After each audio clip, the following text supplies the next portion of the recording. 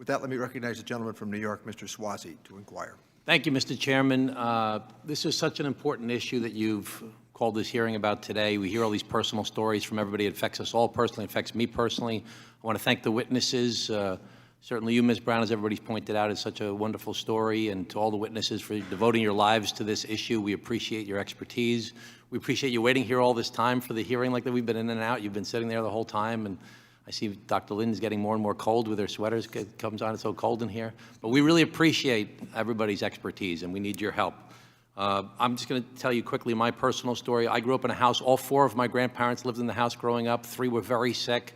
I really look back at it now. My mother was so remarkable in the way she helped to take care of them. She was a registered nurse, but she was a full-time caregiver for everyone.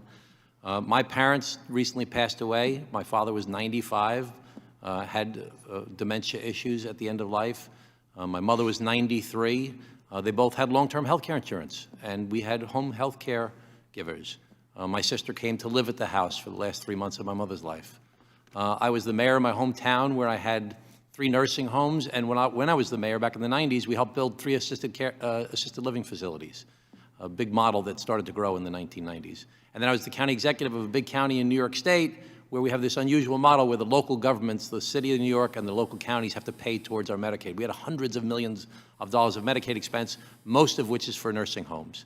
And looking at it, I learned so much about this cottage industry that exists, of encouraging families, elderly people, to get rid of their assets, give it to their kids or give it to their spouse, and then have spousal refusal, or the kids refuse to take care of them. And then it's legalized fraud, quite frankly, but it's legal. It's legal. I don't want to mischaracterize it, where people get rid of their assets, and then the government pays for Medicaid. And it's a huge expense, and there's a storm coming, because as all of you have testified, there's so many more people that are going to be in this situation as the years go on. Senior citizens especially, growing at enormous numbers, and if they have to be cared for in nursing homes, which is not the best way to end life, I would argue, and we have to pay for it through Medicaid, it's going to break the bank, and it's going to be a bad system that people's lives have no quality of life. So what do we have to do? We have to talk about this more than we are, and we have to talk about people's end-of-life issues. We have to talk about what it means to become frail, and what are you going to do, and talk about what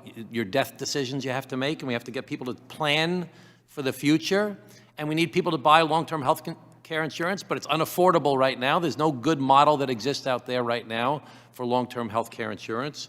So we have to figure out how to create an affordable long-term care program for people. And I would suggest, but I'm not going to be wedded to it, that it be a public-private partnership of some type. So I want to offer right now, especially to you, Dr. Lynn, but anybody else who's willing to work on this, let's try and figure out what would be the model. Let's work with industry. Let's get the insurance companies that used to do long-term health care insurance that don't, find out what the problems are. Let's look at your suggestion, Dr. Lynn, of figuring out the public piece of the government subsidizing the long tail and working with industry for them to create what it would take with a public-private partnership where the government helps, industry helps, expertise of yourselves. I'll work on that with you, and I'll ask my Republican colleagues if someone wants to work with me on this, that we develop a bipartisan proposal to finally start addressing long-term health care insurance, because the storm's coming. It's right around the corner, and it may be here already.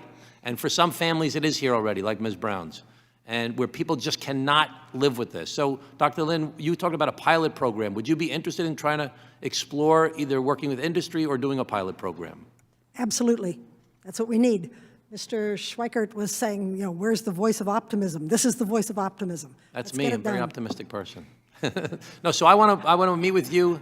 I want to meet with you. I want to talk about this. I want to actually develop a model, and maybe we could do it with a pilot program in my home county, for example, or some other place, and maybe find a Republican who wants to do it in their county. But let's do a pilot program, or let's go right to industry and set up a model. Let's do both.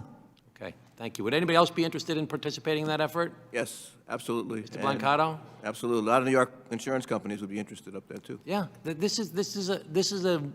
You heard all the stories from all the members here. This touches every single family. This is so real. This is something people care about a lot more than a lot of things they see on television these days. How do we address long-term health care? This is really will resonate as a political matter, and it will actually make people's lives better. And we just need to get together and do the hard work necessary to figure out the answer. So I thank you so much for your testimony here today. We're so grateful, and thank you again, Mr. Chairman. Thank the gentleman. We do have votes